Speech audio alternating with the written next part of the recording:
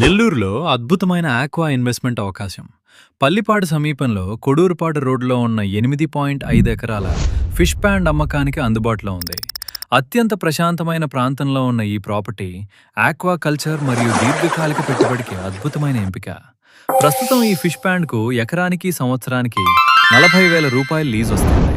అంటే మొత్తం 3,40,000 రూపాయలు వార్షిక ఆదాయం పొందే అవకాశం ఉంది.